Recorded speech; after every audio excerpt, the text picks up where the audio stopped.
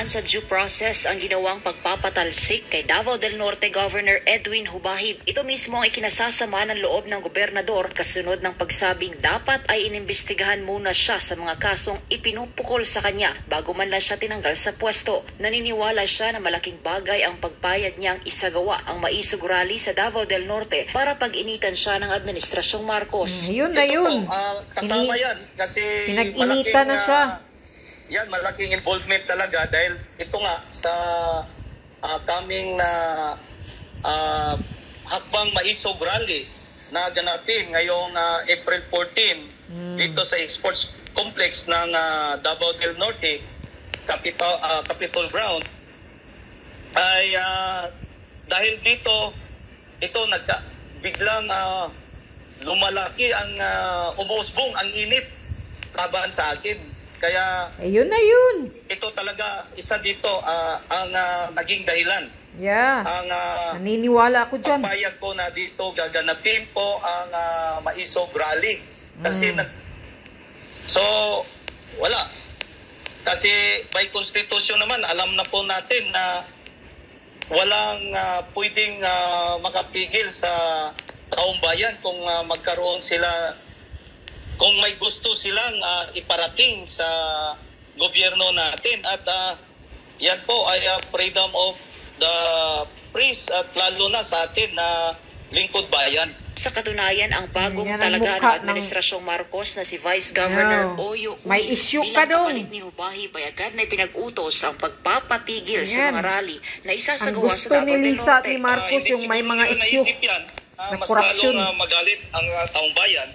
At ngayon lang po, Banat, ngayong gabi lang po, nag-report sa akin yung dito sa PNP, Davao del Norte, may nakarating sa akin na may itong acting governor na in-install nila kanina,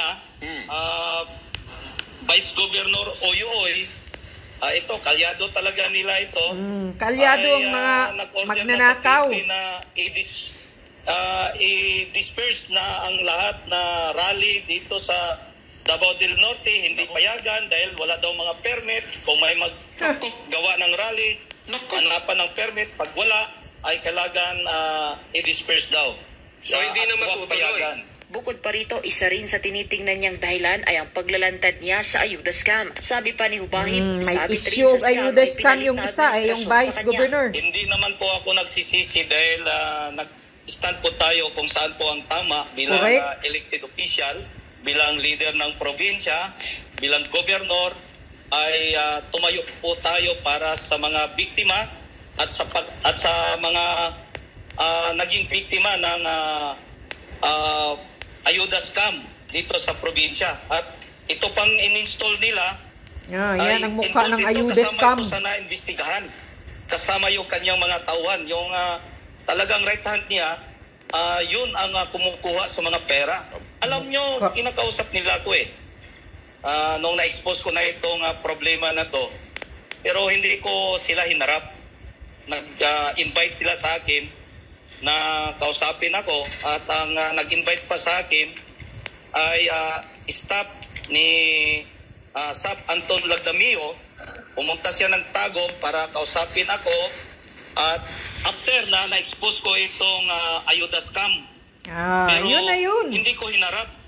Parang pira kaya nila. Sa tingin ko, itong dahilan, bakit na sobrang galit sa akin. Buti yun, hindi mo hinarap. Mga kawatan. Gusto rin paimbestigahan ni Hubahib yung mga nasa likod ng pamumudmud ng pera dahil marami sa kanyang mga kababayan ang naloko. Kasuhan mo, sir. Na raw ay may namatay pa matapos na hindi matanggap ang eksaktong ayuda mula sa gobyerno. Kaya nga, dapat ito, tanungin natin sinong utak dito kasi lahat ng dinidistribute dito na pera ay galing sa Tingog Party List. Ang laki pa ng mukha nila. Kay Romualdez na yan. Tingog Party List. Asawa ni Romualdez. Sa tarpaulin.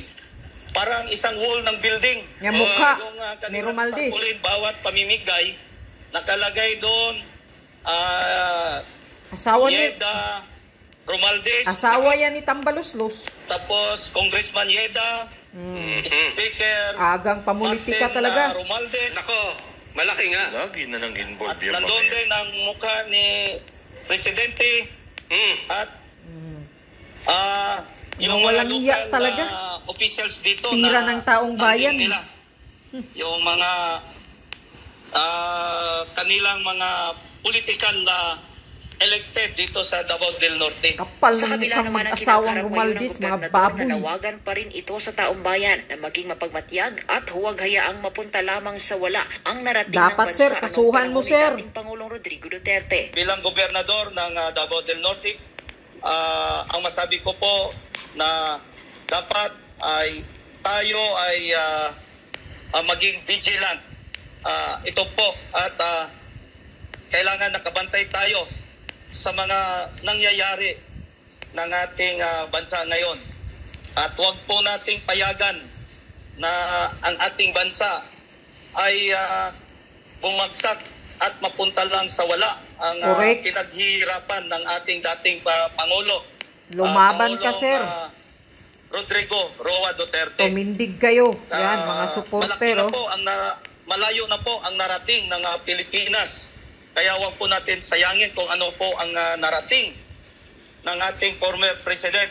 Correct. Dapat po magtutulungan po tayo lahat na ikasa at tutulong po tayo na hindi babagsak ang ekonomiya ng ating bansa at mamanatiling peaceful po ang bansang Pilipinas at safety po ang ating mga bata, safety po ang buong taong bayan ng bansang Pilipinas. Para sa